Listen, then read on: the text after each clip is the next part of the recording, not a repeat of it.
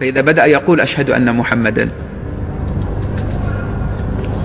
ذكر المحبوب صلى الله عليه وسلم، أحب الخلق إلى قلبك، أعظم المحبوبين من خلق الله كلهم.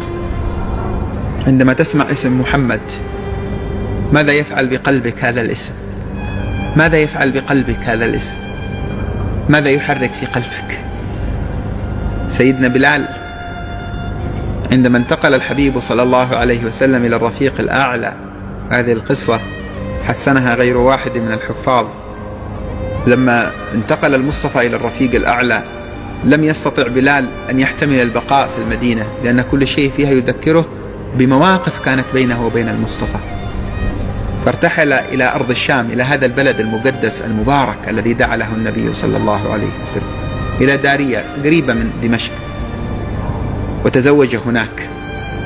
ثم استيقظ ذات يوم وهو يبكي، فسألته زوجته: ما يبكيك؟ قال: رأيت رسول الله البارحة. هل يعني لك شيء إذا سمعت كلمة رأيت رسول الله؟ تحرك في قلبك شوق إلى أن تراه؟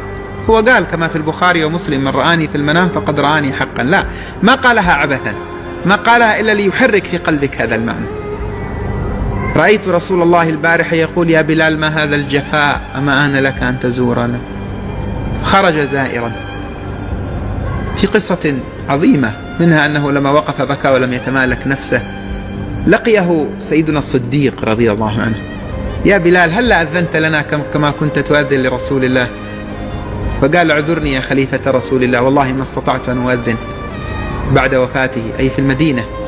كنت إذا انتهيت من الأذان آتي إلى حجرته وأقول: الصلاة يا رسول الله، والآن كيف أقولها؟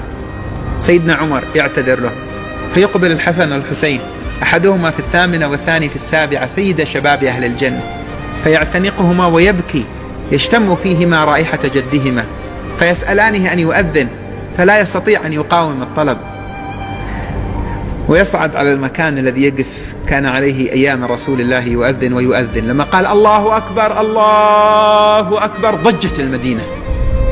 الله أكبر الله أكبر، صاح الناس في البيوت: أبعث رسول الله؟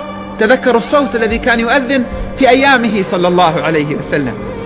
أشهد أن لا إله إلا الله. خرج الرجال من بيوتهم وخرجوا من أسواقهم: أشهد أن لا إله إلا الله. خرجنا العذارى من خدورهن، الرجال والنساء خرجوا إلى طرقات المدينة يضجون: أبعث رسول الله أبعث رسول الله. فلما وصل بلال إلى قوله: أشهد أن محمد رسول الله، خنقته العبرة وما استطاع أن يكمل أذانه، ونزل من على المكان الذي كان يؤذن منه. قال الراوي: فما عرفت المدينة يوما أشد بكاء وعويلا بعد يوم وفاته كيوم قال فيه بلال: أشهد أن محمد رسول الله.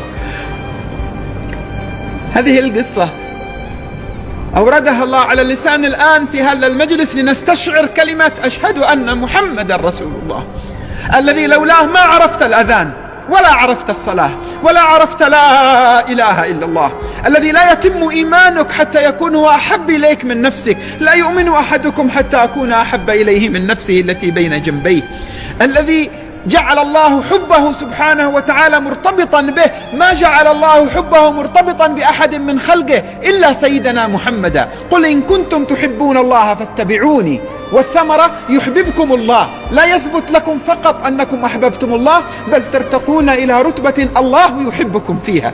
فإذا سمعت المؤذن 5 مرات في كل يوم يكرر: أشهد أن محمد رسول الله، تعرف تقول: أشهد أن محمد رسول الله بعده ترديدا كما هي السنة، بقلب حاضر، بقلب يستشعر الصلة بهذا الجناب الشريف، بهذا الحبيب المحبوب صلى الله عليه وسلم. تعرف تقول: رضيت بالله ربا الذي أرسل إلي محمدا. تعرف تقول: رضيت بالله ربا وبسيدنا محمد نبيا وبالإسلام دينا.